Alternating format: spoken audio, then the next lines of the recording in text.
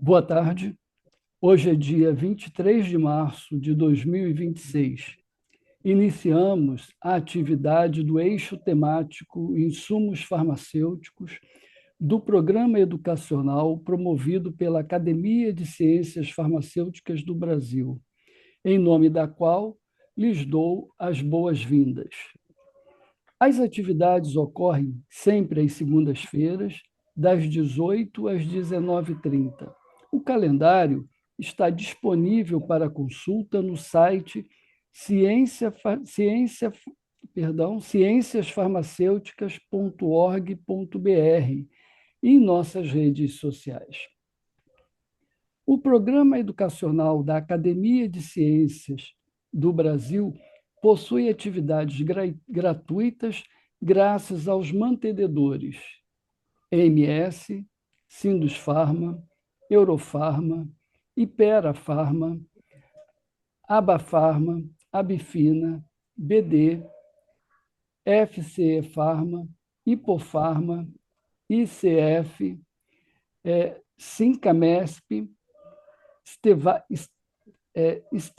Estevanato Group e Witter do Brasil. Eu sou Jorge Carlos Santos da Costa, acadêmico titular desta academia e ocupo a cadeira de número 25. E sou assessor da Vice-Presidência de Produção, Inovação e Saúde da Fundação Oswaldo Cruz.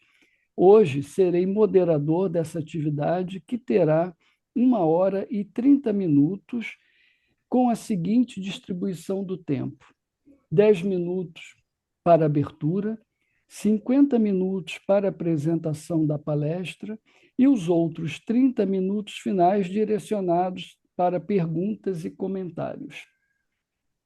Solicitamos aos participantes que formulem suas perguntas e façam suas colocações no Q&A. As perguntas e colocações serão recebidas e organizadas por mim e procurarei encaixar o maior número possível dentro do tempo estabelecido. A palestra de hoje, intitulada O Impacto do Acordo União Europeia-Mercosul sobre a produção e comercialização de fármacos e medicamentos, será ministrada pelo Dr. Frederico Tobar. O Dr. Frederico Tobar é assessor global de financiamento para o desenvolvimento do Fundo de População das Nações Unidas. Durante 10 anos, o Dr. Tobar foi assessor regional de suprimentos de saúde para a América Latina. Na Argentina, implantou o programa Remediar. Posteriormente, atuou como consultor internacional para o Banco Mundial, o Banco Interamericano de Desenvolvimento e também para a Organização Pan-Americana da Saúde, em 14 países. Entre suas consultorias, colaborou no desenho da política de regulação de preços de medicamentos no Brasil e na Colômbia, na formulação de políticas de provisão de medicamentos no Paraguai, na República Dominicana, em Honduras e no Equador, e na gestão de medicamentos de alto custo para o Fundo Nacional de Recursos do Uruguai e para o Cisauril, da República Dominicana. O Dr. Tobar é licenciado em Sociologia pela Universidade de Buenos Aires, especializado em Economia da Saúde pela Fundação Oswaldo Cruz, mestre em Economia pela Fundação Getúlio Vargas e doutor em Ciências Políticas pela Universidade de Salamanca. Dr. Tobar, muito obrigado. A celebração do acordo da associação entre a União Europeia e o Mercosul representa um dos movimentos mais relevantes no cenário do comércio internacional nas últimas décadas. Para o setor farmacêutico, especialmente no que diz respeito aos insumos farmacêuticos ativos, os IFAs, e recipientes, o acordo traz implicações estratégicas que podem redefinir cadeias de suprimento, padrões regulatórios, competitividade e inovação. Esta palestra analisará os principais impactos do acordo sobre a importação e exportação de insumos farmacêuticos, abordando temas como redução tarifária, harmonização regulatória, exigências sanitárias, propriedade intelectual e barreiras técnicas e comerciais. Vale lembrar o quanto essa palestra é oportuno, haja vista que na semana passada, precisamente dia 17, o Congresso Nacional do Brasil promulgou o Acordo de Livre Comércio entre Mercosul e União Europeia. É com grande satisfação que convido o doutor Frederico Tobar a iniciar sua palestra. Por favor, doutor Tobar. Muito obrigado, Dr. Costa, e muito obrigado à Academia de Ciências Farmacêuticas do Brasil pelo convite. Eu vou ingressar diretamente no tema que nos convoca hoje. A União Europeia e o Mercosul não é um acordo a mais. E não é um acordo a mais pelo momento em que ele surge.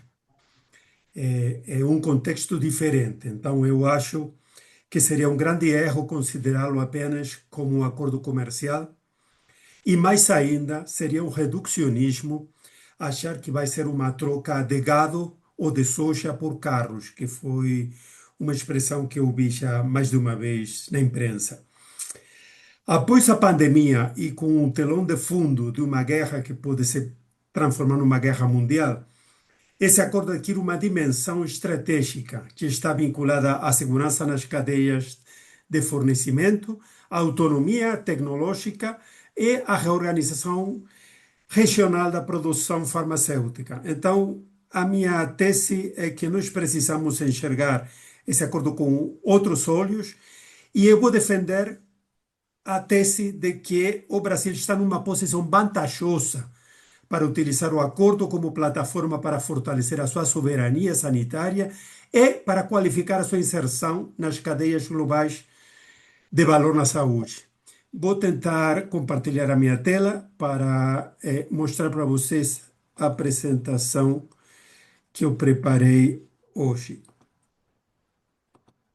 Por favor, doutor Costa, você me confirma se estão conseguindo ver a minha tela? Sim, perfeitamente, estamos sim. Ok. Então, para defender essa tese, eu organizei essa apresentação em 5 sessões ou 5 questões, né? Na primeira, eu vou fazer uma breve referência respeito a em que consiste o acordo. Na segunda, eu vou me referir às fortalezas e fraquezas, que são basicamente as assimetrias do mercado e as características do mesmo. Em terceiro lugar, eu vou propor, como uma forma de revisar as lições aprendidas de modelos de integração farmacêutica, vou apresentar uma tipologia, quer dizer, eu não vou fazer uma história, uma revisão sistemática, simplesmente vou simplificar apresentando um triângulo de modelos de integração e também eu quero fazer uma aclaração agora. Eu não vou me referir à probabilidade do acordo ser aprovado pelo Parlamento Europeu. Vocês já sabem que foi aprovado por todos os países do Mercosul, então agora depende a viabilidade do acordo fundamentalmente da Europa. Porque eu não sei disso, eu não sei da probabilidade de aprovação ou não. Então, o que eu vou fazer é especular, utilizando a metodologia da prospectiva, no que poderia acontecer se fosse aprovado o acordo e no longo prazo, né? Porque nós sabemos que esse vai ser um acordo que vai ter uma implementação progressiva. Então, vou apresentar 3 cenários alternativos de integração dos mercados farmacêuticos e vou me posicionar, finalmente, no cenário que eu acho que é o cenário no qual o Brasil aproveitaria essa situação vantajosa que eu mencionei para dar um fechamento a essa apresentação. Então, para ir começando, em que consiste o acordo? Olha, todo acordo comercial visa a reduzir as tarefas alfandegárias o mais próximo possível do zero. Nós sabemos que isso não vai acontecer de uma vez, isso vai ser progressivo, e no timing dessa redução é que está o segredo de como pode ser gerenciado a negociação do lado brasileiro, do lado do Mercosul. Hum. Na verdade, o acordo fala de muitas coisas, mas eu não vou tomar o tempo de vocês para revisar a letra pequena do acordo. Por favor, aceitem que o acordo, no final do dia, e para mim é o final do dia, porque para mim já é meia-noite, o acordo não difere muito de outros acordos que já aconteceram desde o começo dos 90, fundamentalmente acordos de livre comércio que os Estados Unidos vêm promovendo com diferentes países. O que faz diferente esse acordo é, primeiro, o tamanho, né? Vocês sabem, são muitos países e, além disso, é uma população, ele abrange uma população muito grande. Não é o maior de todas, porque na África, o acordo comercial que a África está tentando promover provavelmente seja maior. Porém, se vocês consideram que esses 720 milhões de habitantes dos dois blocos, né, esses 720 milhões que conformariam esse superbloco, eles, na maioria, estão dentro do mercado de consumo e produção, estamos falando de um acordo que envolve um tamanho de mercado muito grande. Mas isso não é a única questão que eu queria apresentar. Esse acordo diferente, do meu ponto de vista, ele desafia a forma em que a gente vem concebendo a globalização, particularmente na área farmacêutica. Porque, primeiro, há uma projeção, já que vou compartilhar com vocês, já feita pela União Europeia, de intensificação do comércio intrabloco, quer dizer, entre o Mercosul e a União Europeia. Há uma possibilidade desse comércio, dessa troca comercial, chegar a dobrar, chegar a duplicar o volume. A segunda é que existe uma grande possibilidade de redução da dependência de insumos e produtos farmacêuticos extra-bloco. E isso sim seria uma grande novidade, particularmente para o Mercosul, que é em grande medida dependente de produtos e insumos que vêm de fora do bloco do Mercosul. Então, o acordo poderia apresentar oportunidades para permitir uma inserção do Mercosul, fundamentalmente das cadeias de produção farmacêutica no mundo, com um maior escopo, com uma maior escala, né? Agora, por que, e essa é a questão mais importante do meu ponto de vista, por que é que esse acordo agora é viável e demorou tanto tempo a poder aparecer como viável? Olha, na verdade, porque o contexto mundial mudou. Hoje há uma ameaça de segurança econômica que afeta fundamentalmente a Europa, então a Europa está enxergando para o Mercosul de outra maneira. Nós já não aparecemos tanto como um sócio menor, mas como um sócio estratégico.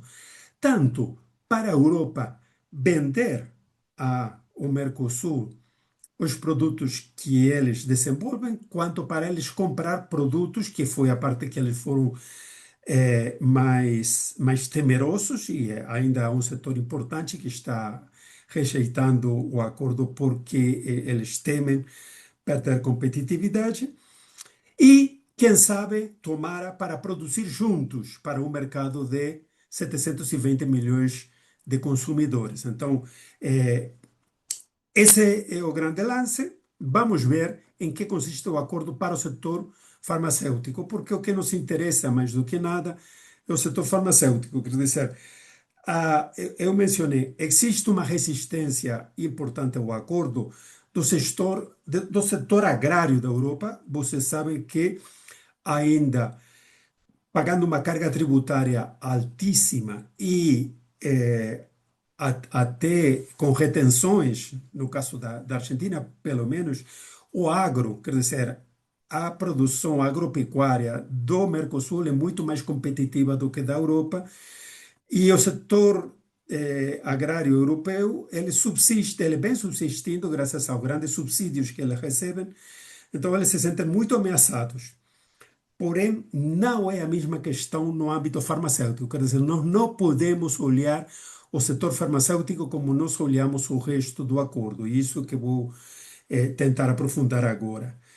O mais importante é que, mesmo se concretizando esse acordo, pode chegar a representar 30% do comércio mundial de fármacos. Quer dizer, ele não vai vir tornar-se hegemônico, porque os Estados Unidos vão continuar ainda a ser hegemônicos, porque a Ásia vai continuar sendo muito importante, porém, o acordo configura um mercado, a possibilidade, configura a possibilidade, não configura o mercado, configura uma possibilidade, uma oportunidade de gerar um mercado muito grande, muito representativo, no qual eu quero fazer aqui um comentário pouco polite, mas a Europa ela vem perdendo competitividade industrial em todas as áreas para os Estados Unidos e para a China, e na única área onde eles ainda continuam estando na vanguarda tecnológica é na pesquisa e desenvolvimento de fármacos.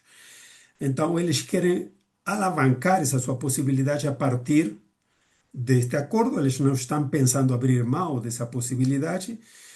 Com isto, quero introduzir que não vai ser simples a possibilidade do Brasil posicionar seus produtos para a União Europeia, porque eles estão fundamentalmente pensando na América Latina como um grande consumidor de produtos de marca, de produtos protegidos sob patente, e, em todo caso, permitir que o Mercosul participe de alguma forma em alguns segmentos de genéricos.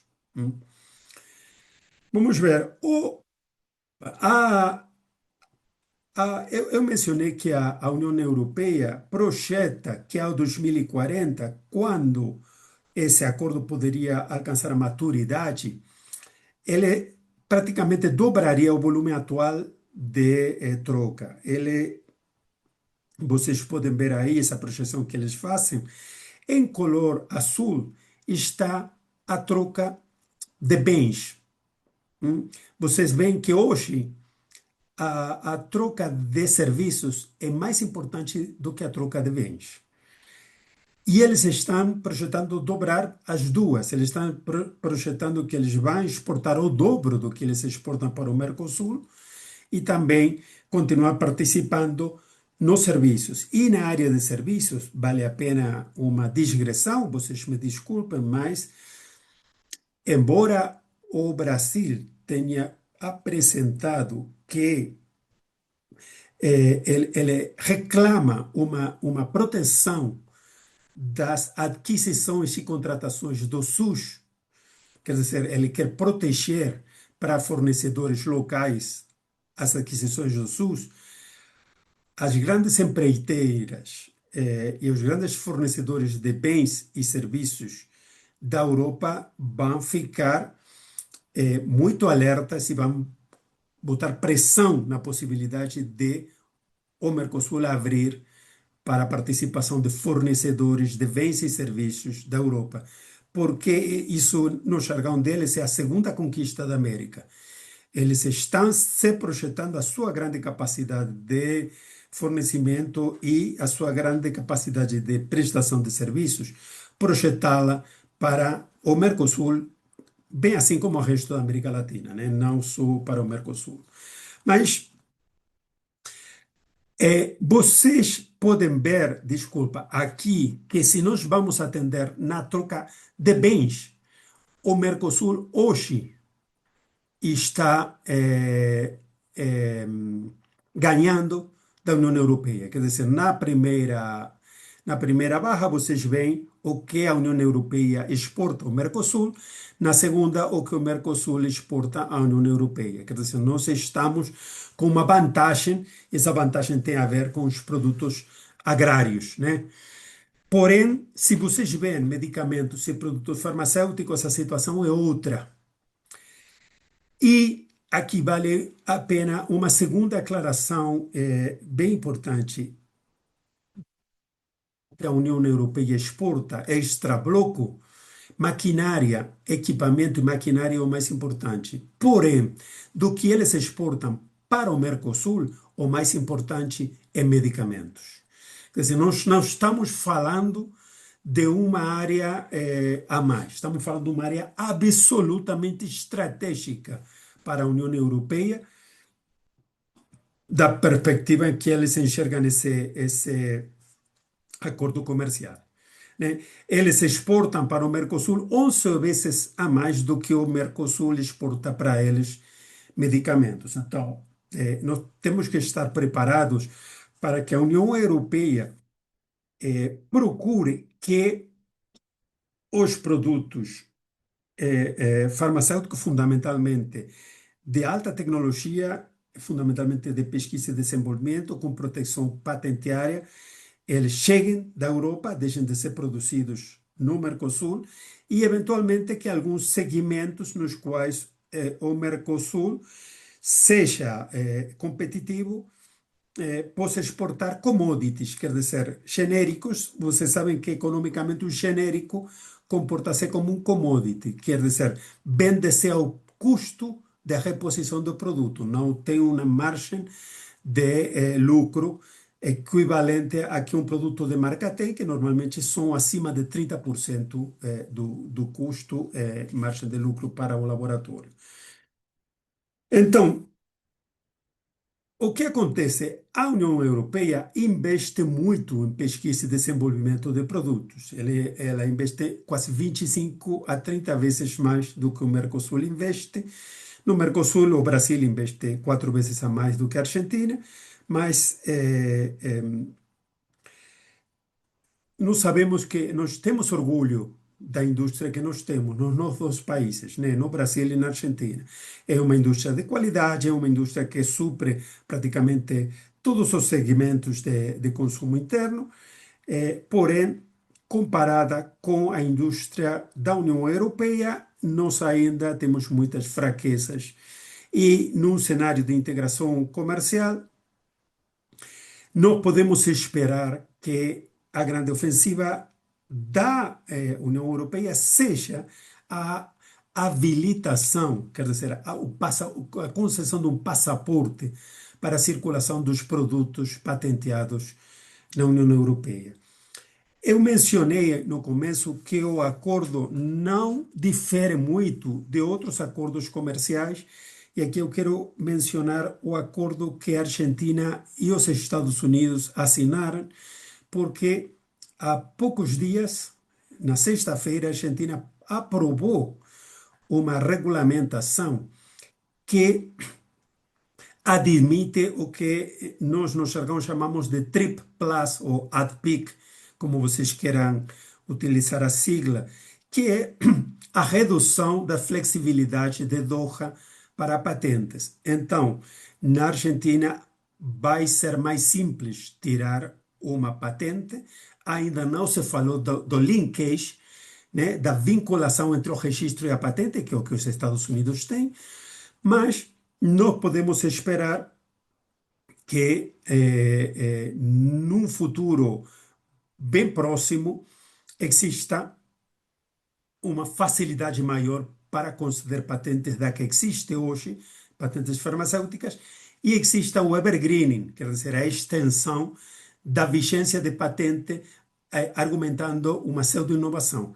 Não é, ou pequena inovação, quer dizer, não é uma coisa menor. Por que não é menor? Porque o grande lance, e essa é um componente fundamental da minha tese, o grande lance é para o Brasil, e mais para o Brasil do que para a Argentina, agora eu vou explicar por quê, se posicionar no pipeline do vencimento das patentes para lançar genéricos, para virar o primeiro a entrar no mercado com um genérico de qualidade, obviamente, bioequivalente, certificado pelo Brasil, com preço competitivo, e se posicionar nesse mega bloco dos países do Mercosul e dos países da União Europeia. Essa é uma grande possibilidade. Hoje acaba de vencer a patente da semaglutida. O Brasil tem apresentado uma solicitude para entrar com um genérico. A Argentina já não pode. Com essa ideia da regulação que tem se implementado, a Argentina vai conceder o registro, vai manter o registro da cópia do semaglutide que a Argentina já tem, mas não vai, provavelmente, não vai facilitar a incorporação de um genérico de semaglutide. Por que falo de semaglutide? Porque vocês sabem que a prescrição de semaglutide ela cresce exponencialmente, quase 20 vezes a cada ano. Então, com países como os nossos, que têm grandes volumes de obesidade e uma incidência crescente de diabetes, estamos falando de um mercado que somente na Argentina são 3 mil milhões de dólares potenciais, e no Brasil provavelmente seja 5 a 6 vezes mais do que isso. Então, estamos falando de um volume de mercado impressionante. Então, entrar primeiro com um genérico de qualidade nesse mega bloco de 720 milhões de habitantes é uma oportunidade extraordinária para o Brasil, para a indústria brasileira. E nós podemos repetir o mesmo com vários medicamentos, né? Não é o único. Mas eu quero colocar aqui que existem grandes assimetrias, e uma delas é que o Mercosul não consegue se abastecer de medicamentos e princípios ativos. A União Europeia sim consegue. Então, nós estamos com um déficit comercial do setor, e é importante resgatar que temos muito mais comércio extra-bloco que intra-bloco. Quer dizer, nós não conseguimos nos complementar dentro do Mercosul para reduzir a dependência de fora do bloco. Nós temos mais troca com a União Europeia do que entre a Argentina e o Brasil, ou com a China, a Índia, etc. Então, os Estados Unidos, sem dúvida. Então, nós não aproveitamos esses quase 30 anos do Mercosul para nos complementarmos bem, para harmonizar, e a União Europeia fez isso. Se vocês vão ver as atas dos encontros do Mercosul em saúde, vocês vão encontrar que os nossos representantes, cada vez que se juntaram, disseram: bom, na área de fármacos, vamos fazer um observatório de medicamentos, vamos fazer um observatório de preços, vamos fazer um observatório de mercado. Enquanto os nossos representantes ficaram nesse voyeurismo de simplesmente observar, a União Europeia consolidou um mercado único, com um registro único, e integrou os mercados. Nós avançamos muito pouco na harmonização do registro. Então, mantivemos uma política defensiva, tratando de resguardar a soberania do mercado farmacêutico de cada um dos dois países, e não aproveitamos para nos integrarmos como a União Europeia fez. Aqui tem... perdi, desculpa, eu perdi. Eu queria comentar para vocês uma assimetria bem importante. O que faz estruturalmente factível essa integração é o peso ou a composição em 3 segmentos do mercado: o mercado de genéricos, o mercado de produtos originais protegidos sob patente e o mercado de cópias ou similares. No caso do Brasil, eles são aproximadamente similares, quer dizer, da mesma dimensão. Um 30 a um 35% do consumo é de genéricos, um 30 a um 35% é de similares ou cópias, e talvez um 30 a um 40% é de originais. No caso da União Europeia, é um 70% de originais e quase um 25% de genéricos, apenas um 5% de similares ou cópias. Na Argentina é inverso, é 75% é cópia, A Argentina tem pouco genérico que é comercializado pela denominação comum internacional, que tem certificado de bioequivalência e não há um reconhecimento, não há uma taxa amarela como existe no Brasil ou como existe na Europa para produtos genéricos. O que vai acontecer se a integração comercial se concretizar? Vai acontecer que os primeiros a conseguir passaporte para circular entre todos os espaços comuns vão ser os produtos originais, porque eles não têm, são monopólicos, e os produtos genéricos, porque eles têm um fast track para o registro e um reconhecimento se conseguimos harmonizar as normas de certificação de boas práticas, de manufatura, de bioequivalência, etc. Vai demorar muito mais para que os produtos similares que são vendidos com o nome de fantasia ganhem mercado e competitividade. Normalmente, um produto similar custa um 20 a um 30% mais do que um genérico e gera uma margem de lucro para seu vendedor, para seu fabricante ou fornecedor, quase equivalente ao margem de lucro que tem os originais. Então, nessa apertura, quem pode entrar mais rápido vai ser quem tenha uma boa oferta de genéricos e de originais. A Argentina corre com desvantagem nessa área. Digo Argentina porque a indústria farmacêutica do Paraguai e do Uruguai é mínima. Elas não têm alcance, não têm escala como para competir. Porém, a do Brasil e a da Argentina teriam maior possibilidade. Mas como a Argentina é um mercado dominado por cópias, por similares, eles vão entrar com desvantagem e vão requerer de uma reconversão muito grande para poder competir. Por isso, nós podemos esperar que os fabricantes argentinos eles sejam resistentes a uma homologação de registro. Quer dizer, eles vão querer manter a sua soberania regulatória e reproduzir o mesmo esquema que o Mercosul até agora já teve. Quero fazer uma breve referência aos impostos. A América Latina paga em média o dobro de impostos nos medicamentos do que a União Europeia. O Brasil é o país que tem mais impostos aplicados sobre os medicamentos, o ICMS, o PIS, o COFINS, também o IPI. É certo que esses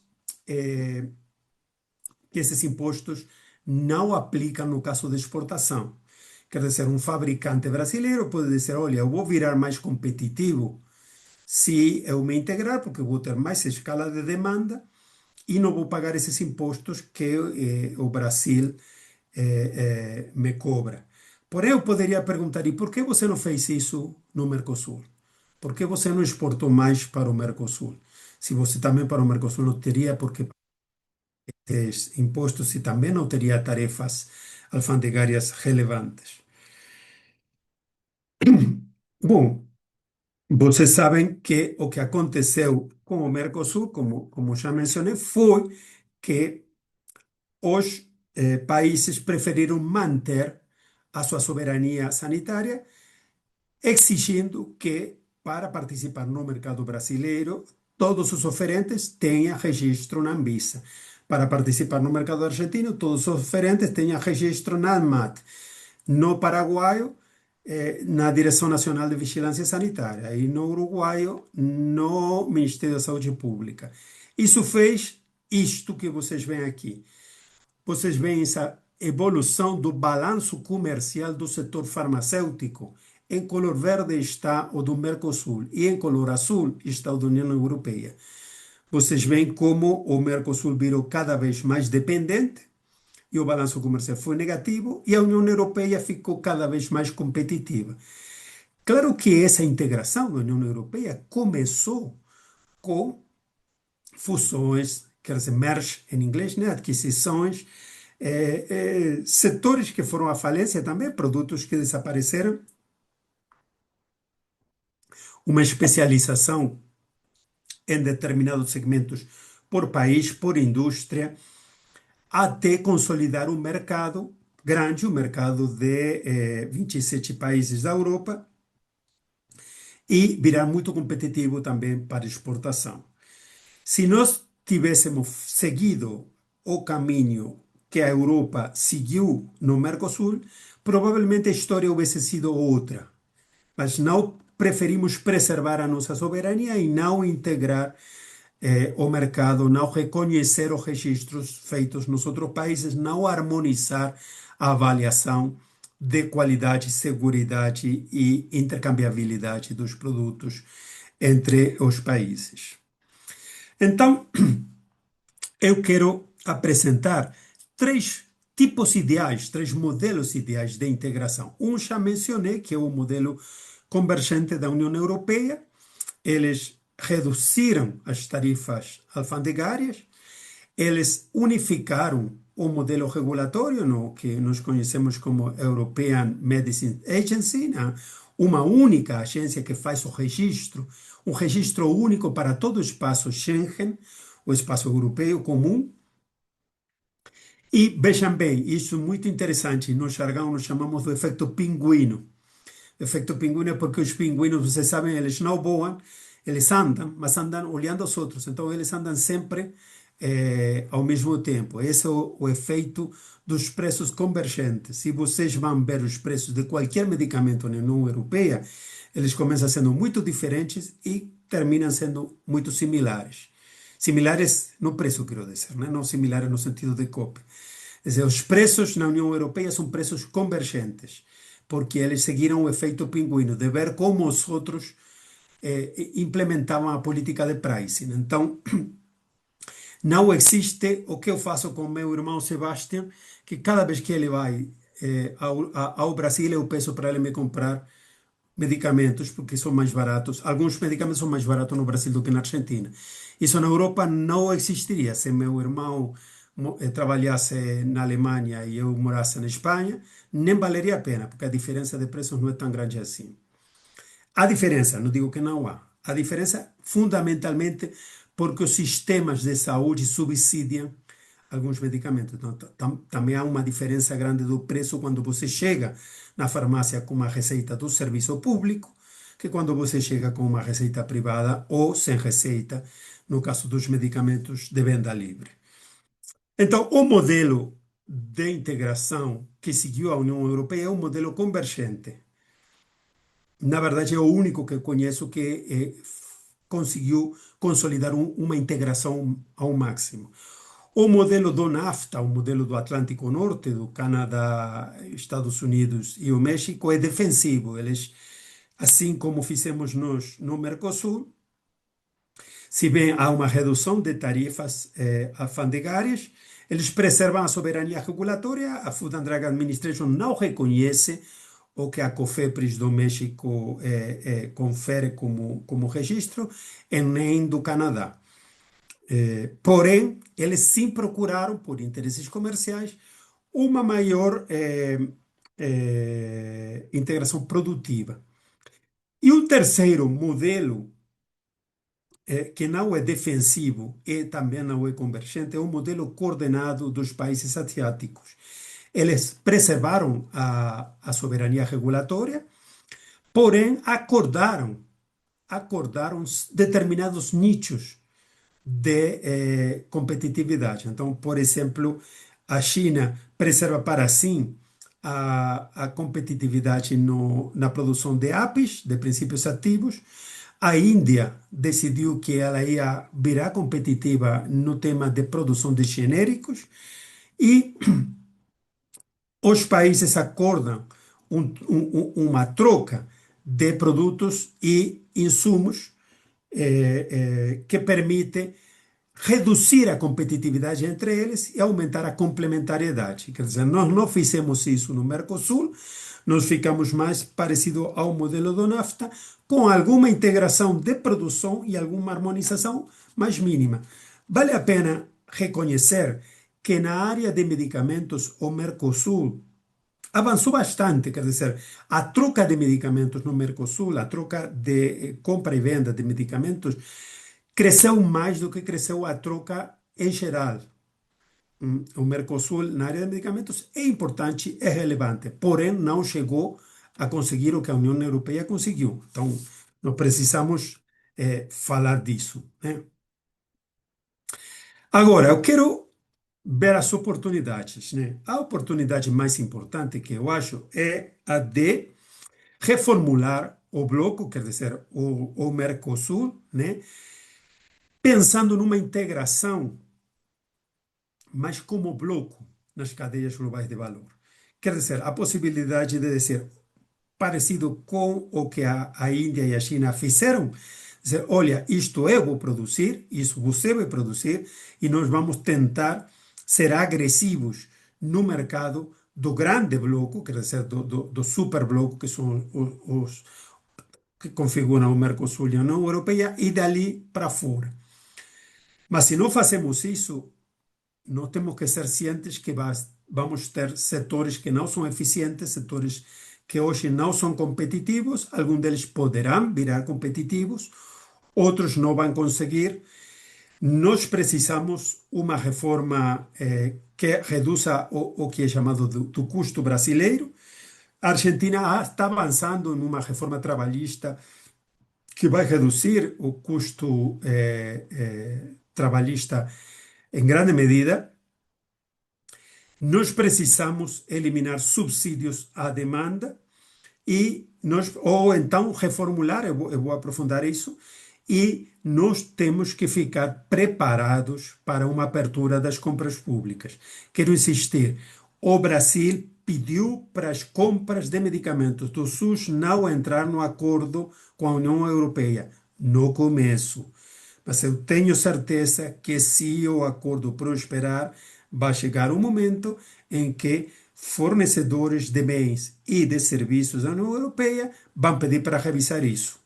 Então, isso vai acontecer. Então, nós temos que ter uma mirada muito estratégica nesse sentido. Quais são as ameaças nesse sentido? Bom, já falei do suprimento do SUS.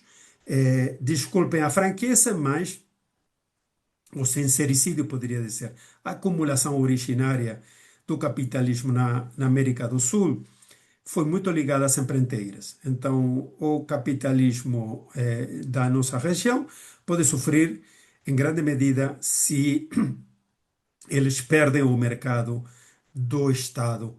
E quando nós falamos do mercado do Estado no Brasil, nós estamos falando de um dos maiores sistemas de saúde pública do mundo. Não existe nem na América do Sul, nem na Europa, um sistema público equivalente ao SUS. Em tamanho, em população, em quantidade de serviços, etc. Nós temos que ficar atentos com o tema das flexibilidades do TRIPS, né? Quer dizer, perder a possibilidade de compras paralelas, possibilidade de reduzir a concessão de patentes e nós temos que ser cientes que vai haver uma ofensiva dos países que são geradores de patentes para o evergreening, quer dizer, para que não seja tão fácil o vencimento de uma patente, o ingresso dos genéricos. É possível que exista também uma ofensiva para que exista o linkage, quer dizer, a possibilidade de, no momento do registro, ficar habilitada a proteção de patente. E é provável também que exista um limite para as licenças compulsórias. São poucos os países que têm usado elas, Brasil é um deles, e são poucos os países que têm a inteligência para articular duas coisas, as necessidades sanitárias com as possibilidades de produção industrial do país. Então, é fundamental não perder esse potencial no caso do Brasil. E aqui eu quero entrar nos três cenários que eu vou apresentar para vocês como alternativas para o desenvolvimento do mercado farmacêutico. Eu quero dizer, os três são cenários considerando que a integração se dá, quer dizer, que o acordo é assinado pela União Europeia. O primeiro seria um cenário à defensiva, quer dizer, repetir o modelo do NAFTA ou do Mercosul, com uma integração comercial incompleta, onde a Anvisa preserva a sua competência para outorgar o registro, não dá o passaporte para que ingressem produtos da Europa ou da Argentina, como não vem dando até agora, né? É bem provável que fabricante brasileiro aceite, não tenha reclamo disso, porque eles estão numa área de conforto, produzindo para o mercado interno, então preferem não ter competência. Isso não apresenta desafios regulatórios imediatos, nem para a Anvisa, nem para a Conitec, nem para a Comissão de Regulação de Preços de Medicamentos, porque não precisaria uma grande mudança. Qual é a desvantagem? Bom, não captaríamos escala, quer dizer, para que quero 720 milhões de consumidores se eu somente vou continuar pensando no mercado interno de 200 milhões de brasileiros? É difícil nessa área captar investimentos estrangeiros para desenvolver mais produtos. E é difícil também eu ganhar um melhor posicionamento dos fabricantes nacionais no mercado global. Quer dizer, isso seria ficar como até agora, praticamente perder a oportunidade de integrar o setor farmacêutico no superbloco configurado por 720 milhões de habitantes, 27 países. Num segundo modelo, nós poderíamos, utilizando categorias à moda agora da geopolítica, falar de um submetimento, quer dizer, ceder à regulação brasileira. Desculpa, europeia. Isso seria o que a Europa mais gostaria, né? Os fabricantes da Europa queriam que eles pudessem ter um passaporte para poder circular com seus produtos no Mercosul. Isso seria que a EMA, a Agência Regulatória Europeia, seja o órgão que concede o registro, ou então harmonizar o registro com a Anvisa, ANMAT, etc., e que todos os produtos que tenham registro da EMA possam circular no Brasil e vice-versa. Todo produto que tenha registro da Anvisa ser compatível com os estándares regulatórios da EMA. Obviamente, isso geraria um mercado muito grande, de 720 milhões de habitantes. Isso consolidaria uma grande escala, muito mais parecido com essa evolução que nós vimos do balanço comercial da Europa. Isso fortaleceria muito o esquema regulatório, tanto técnico como econômico, aumentaria a competitividade e permitiria uma grande troca que provavelmente facilitaria que esse superbloco se autoabasteça de medicamentos. Quer dizer, poderíamos provavelmente ser independentes de produtos da China, da Índia, dos Estados Unidos, etc. Ou então avançar muito para esse lado. Qual é a grande desvantagem? Obviamente, a consolidação das assimetrias, quer dizer, a Europa ficaria com o filé mignon desse mercado farmacêutico. Haveria expurgos, haveria fusões, adquisições, muita fábrica local que não teria escala nem competitividade ou que não teria preços competitivos poderia fechar. E se nós enxergamos com os olhos do bloco do Mercosul, provavelmente o déficit aumentaria. Pelo menos num primeiro momento, provavelmente existiria um possível equilíbrio no longo prazo. Não sei, estou dizendo, aceitando a hipótese simplesmente.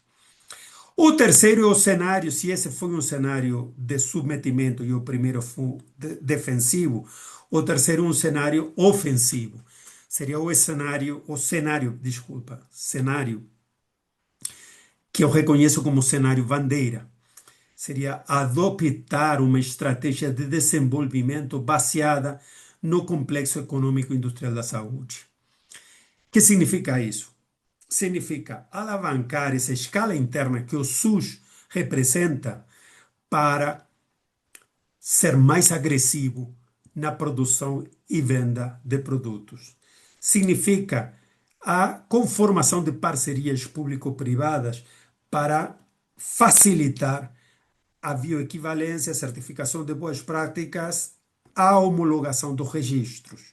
provavelmente não para todos os produtos, mas para alguns produtos que são estrategicamente priorizáveis. E isso requer uma coisa que só o Brasil na América Latina pode implementar, que é o papel ativo do Estado na inteligência do mercado. Por exemplo, o Estado deveria vigilar quais patentes vão cair e colocar-se no pipeline para que o Brasil possa ter uma oferta pública ou privada, ou público-privada, de genéricos entrando como blockbuster inicialmente. Quer dizer, ser o primeiro. Vocês sabem que no mercado de genérico você nunca tem monopólio, por isso são genéricos. Então, você pode ser o primeiro a ingressar no mercado e captar uma fatia do mercado, mas no longo prazo vai haver outros produtores e você vai perder essa fatia, né? Você vai ter uma participação que vai ser proporcional à sua competitividade no preço. Quais são as vantagens desse modelo? Bom, ele é árduo, ele é difícil, ele requer um forte investimento em geração de capacidade do Estado. Eu imagino a Fiocruz, particularmente o acadêmico Jorge Costa, fazendo essa inteligência de mercado, vigilando onde é que pode aparecer um vencimento de uma patente, e dizendo, olha, o Brasil poderia aprimorar a resposta nessa patologia, nessa necessidade. E quando eu falo de aprimorar a resposta, não falo simplesmente de produzir medicamentos. Tem que existir um modelo de cuidados, uma linha de atendimento, como vai ser usado esse medicamento, como vai ser o esquema terapêutico, como vamos treinar o pessoal para fazer diagnóstico e tratamento, como vamos fazer o registro de informação clínica e seguimento. Isso é o que o Brasil pode vender, não medicamento. Resposta em saúde. Então, o que o Brasil vende é algo que de alguma forma já fez há uns 20 anos com a HIV. Um programa emblemático a ser copiado no mundo de resposta a uma patologia com alto poder, alta representatividade na carga de doença. Então, obviamente, isso requer que as homologações dos registros sejam negociados. Sejam negociados. O Brasil tem que dizer, olha, agora eu quero que nós priorizemos os registros oncológicos. Ou não. Ou só oncológicos para câncer de mama. E não quero para câncer de próstata, sei lá. Ou de pulmão. Isso requer uma inteligência de mercado muito grande. Mas eu acredito que o Brasil tem condições de fazer isso. Obviamente que vai ter resistência interna por parte dos setores perdedores, porque o Brasil não é competitivo em todas as áreas de medicamentos. Então, vai haver áreas nas quais o Brasil vai perder. Eu quero dar um exemplo bem interessante porque eu acho muito significativo. Na área de oncologia, um dos medicamentos que tem contribuído mais a reduzir a carga de doença é o tamoxifeno, para tratamento do câncer de mama. No Brasil, o preço de comercialização, em média, do tamoxifeno é 10 vezes maior do que na Europa. Então, o Brasil tem que decidir ou não participa nesse mercado e diretamente importa da Europa, a um preço que é a 10ª parte do preço do mercado interno, ou vai regular preços no mercado interno para que os fornecedores brasileiros sejam competitivos. Né? É uma decisão que tem custo. Quer dizer, não todo mundo vai ganhar, vai ter quem perde. E provavelmente alguns dos fornecedores não sejam capazes de reduzir o custo para competir com o custo do tamoxifeno europeu. E com isto eu vou fechando a minha apresentação. Isso seria o que eu proponho como roteiro para avançar nesse cenário bandeira. Eu penso em 5 componentes. Essa não é a letra pequena, é simplesmente a amostra de graça que estou dando para vocês, o que eu acho que deveria ser o que o Brasil pudesse alinhar em termos de uma política de saúde, uma política industrial, uma política de ciência e tecnologia uma política de comércio exterior.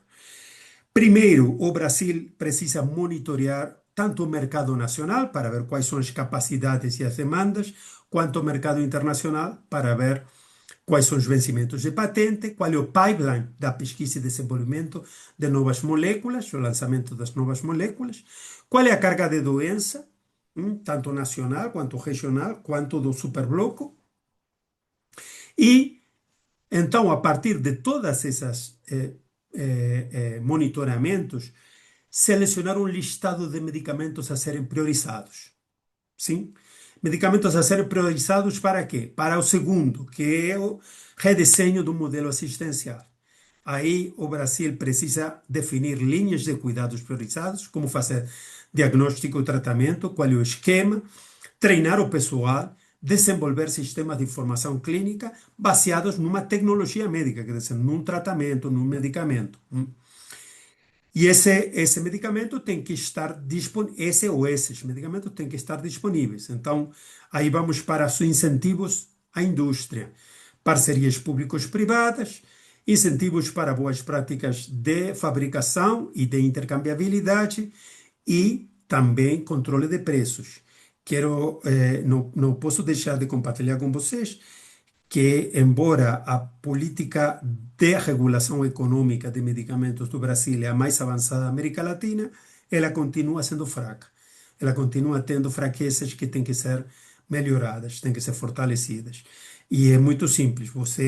Eu estou fazendo agora uma pesquisa com 6 países, comparando 5 canastas, cestas, né, de medicamentos, e na maioria dos casos a Europa é mais barata. Então nós temos que ter cuidado com isso. Então, é preciso ter uma política mais agressiva de controle de preços, de regulação econômica dos medicamentos. E um recurso bem importante que o Brasil pode utilizar melhor é o que em inglês se chama Volume Guarantee, ou garantia de volume de compra. Se eu, na primeira fase desse roteiro, descobrir que há um produto que me interessa, o Brasil virar competitivo no superbloco, eu posso chegar ao fabricante ou a quem poderia fabricar no Brasil, seja público ou privado, e dizer: olha, eu vou garantir para você um volume de demanda em compras públicas de X tamanho.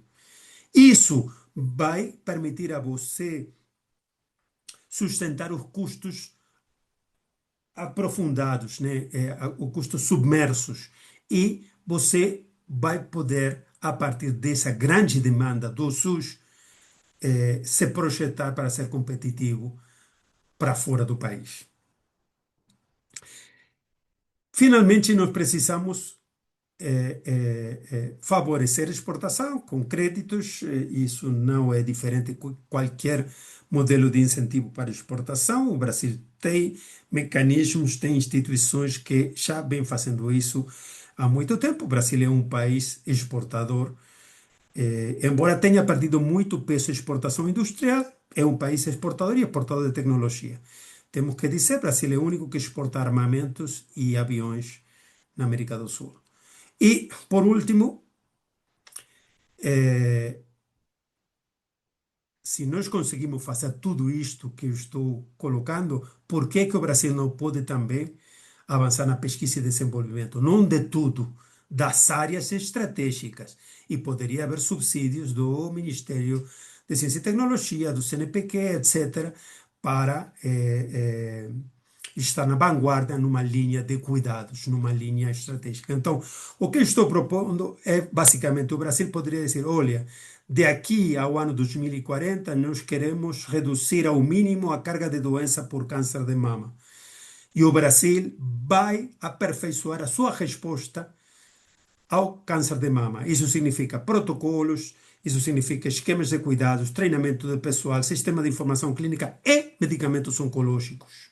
Que primeiro eu vou produzir, eu vou comprar a escala no SUS, mas também eu vou favorecer desde o Estado parcerias para que esse fornecedor seja competitivo não um supermercado, num superbloco de 720 milhões de habitantes. Essa é a ideia central, essa é a minha tese. Então, como conclusão, eu quero compartilhar com vocês o futuro da indústria farmacêutica brasileira no contexto desse acordo não vai ficar ao azar, ele vai depender das definições de política que o Brasil assumir. E o Brasil tem uma grande vantagem. O Brasil tem um complexo médico-industrial conceptualizado, desenvolvido, articulado, que agora pode decolar para um super bloco de 720 milhões de habitantes. A oportunidade que eu vejo para o Brasil é isso. Agora, não é inercial, quer dizer, isso não sai automaticamente. Isso requer de uma dedicação especial. Eu fico por aqui e fico aberto para o debate e as perguntas, questionamentos e críticas de vocês. Muito obrigado. O microfone é com você, o meu querido Jorge Costa. Obrigado, doutor Tobar. Excelente palestra, bastante esclarecedora. E nós temos aqui na nossa sala algumas perguntas que eu vou repassar para o senhor. A primeira, do senhor Carlos Volantério, diz o seguinte: de que maneira a farmacopeia Mercosul teria influenciado se tivéssemos chegado a um acordo mais cedo e de melhor qualidade? Se eu puder responder essa pergunta antes de eu passar para a próxima, que as duas seguintes são um pouco diferentes. Queria, mas eu acho que isso é uma pergunta mais para vocês do que para mim. Eu sou economista, não sou farmacêutico.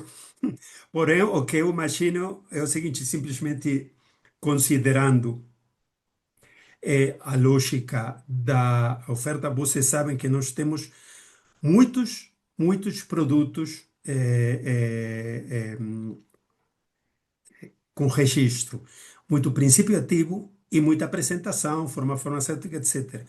Tem países como a Dinamarca que, com 3.000 apresentações comerciais, ele dá resposta a toda a população. E eu duvido que falte resposta. Então, vocês sabem, o problema do acesso ao medicamento, e agora estou fugindo do tema, né? Porque não falei de acesso agora.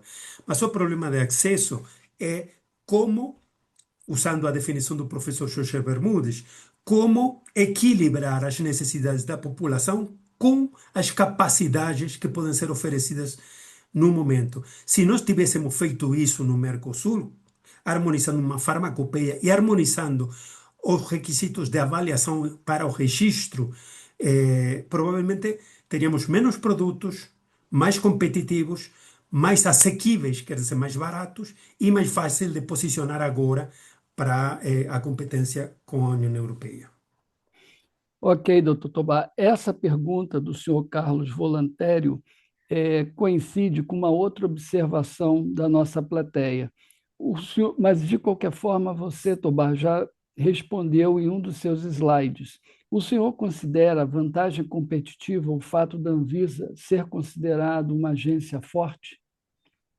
Absolutamente, absolutamente. Claro que sim. Claro que sim. A Anvisa tem a vantagem das grandes capacidades técnicas que a Anvisa tem. A Anvisa é impressionante. Eu acho que o custo de assumir regulações mais estritas para a Anvisa é mínimo.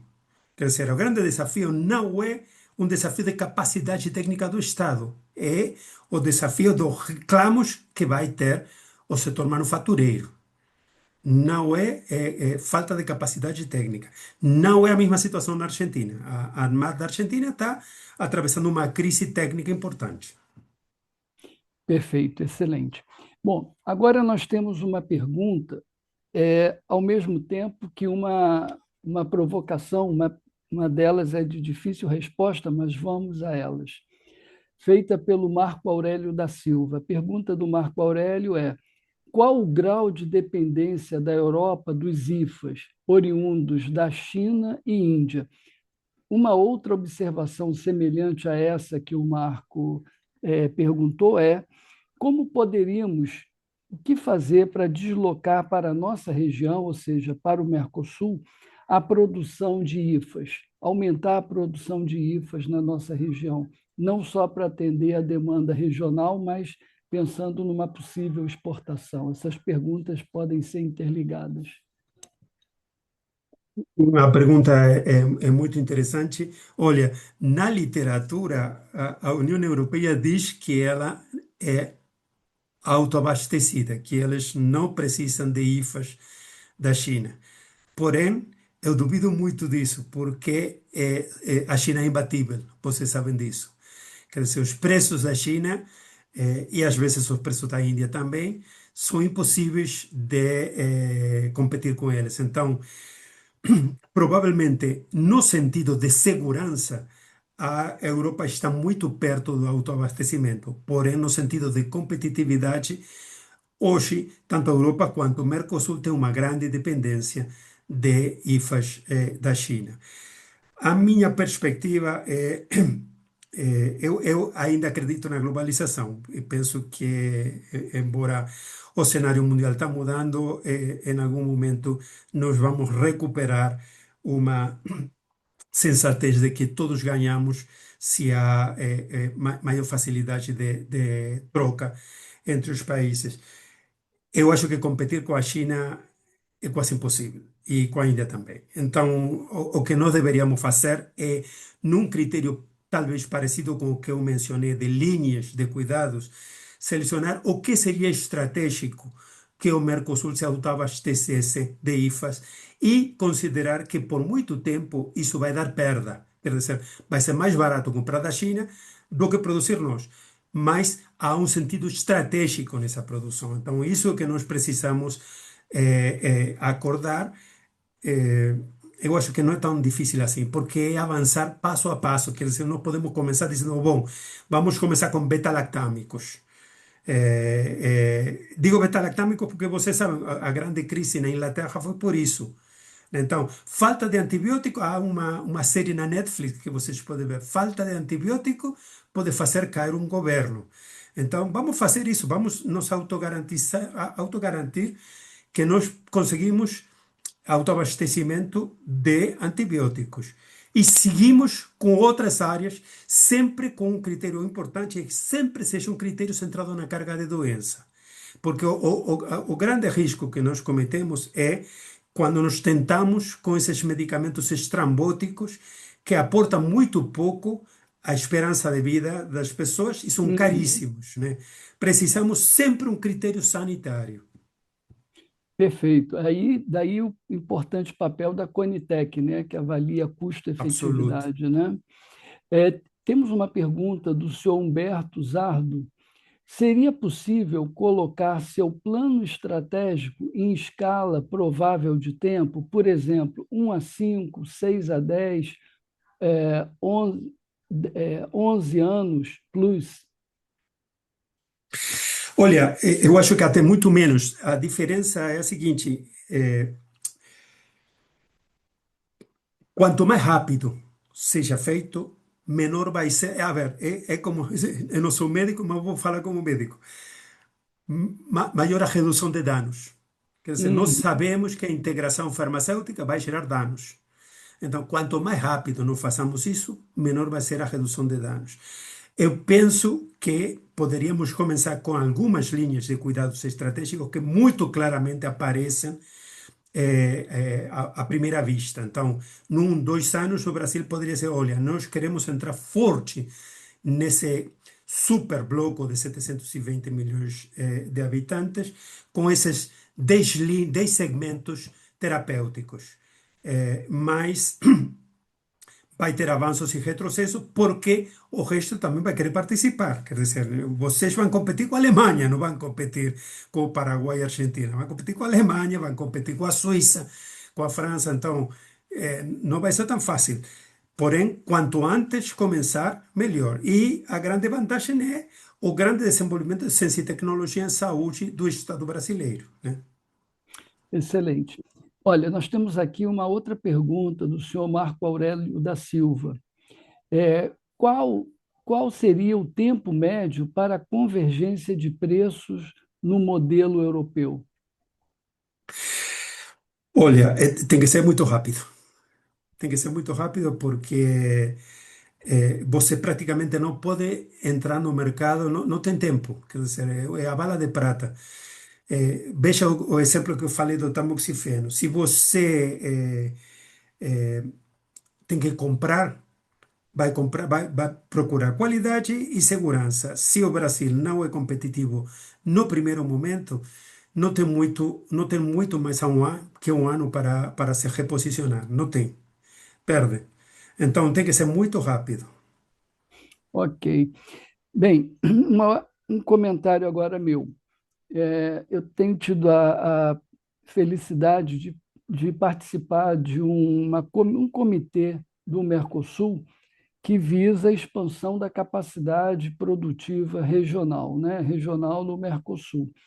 E esse grupo existe desde final de 2002, com reuniões presenciais a cada semestre, em função da presidência pro tempore do país que preside o Mercosul. E os avanços ocorreram, mas ainda de forma muito tímida, né?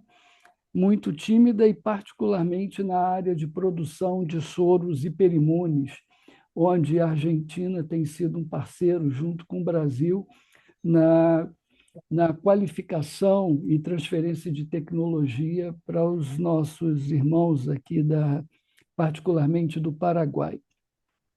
Agora, nesse grupo nós discutimos muito a possibilidade de expandir essa capacidade produtiva não só para o Mercosul, mas para a América Latina.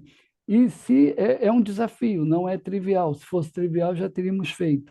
É um desafio em função, inclusive, das alternâncias de governo nos países de nossa região.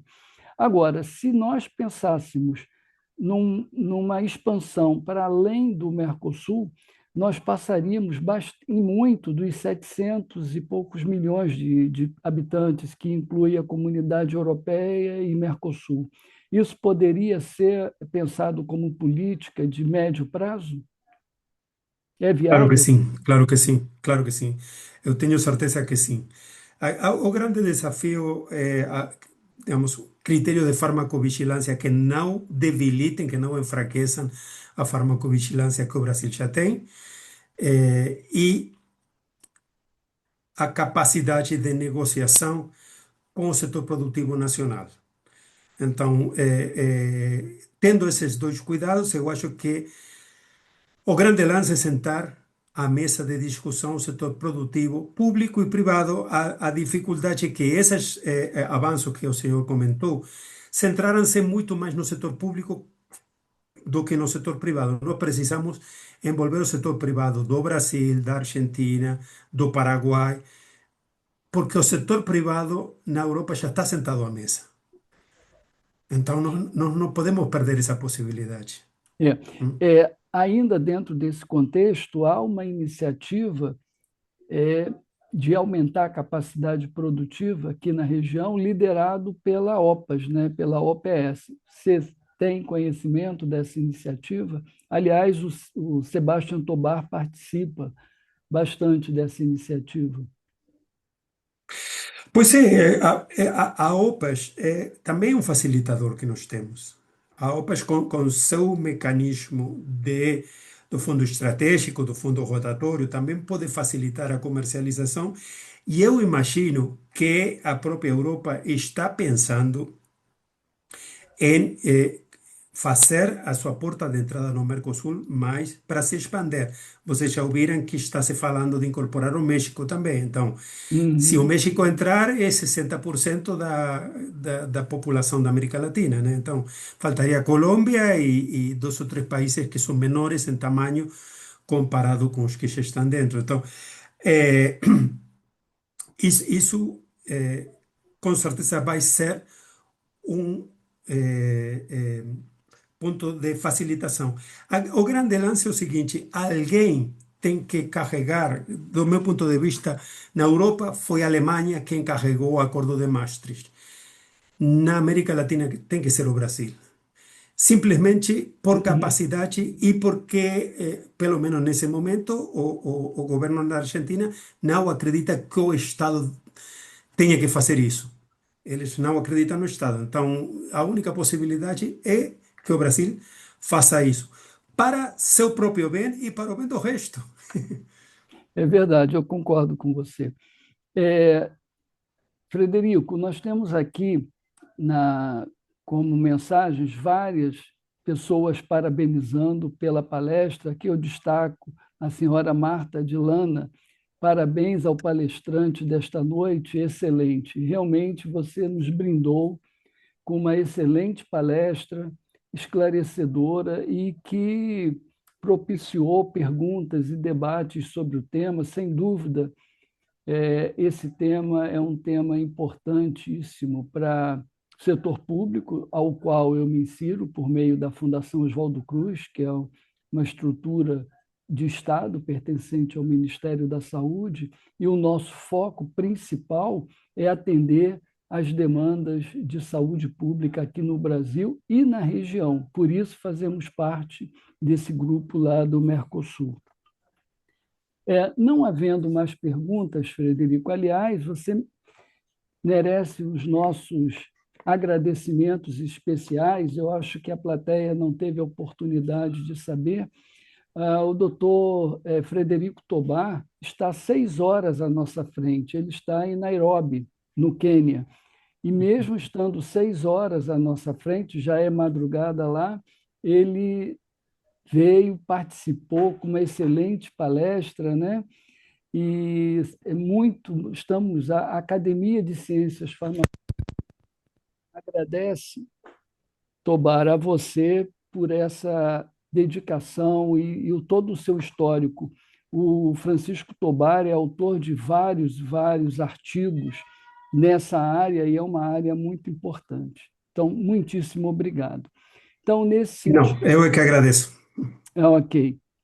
Nesse sentido, formalizo e gostaria de encerrar a atividade de hoje agradecendo a todos em nome da Academia de Ciências Farmacêuticas do Brasil e de maneira muito especial ao Dr. Frederico Tobar, que trouxe contribuições relevantes.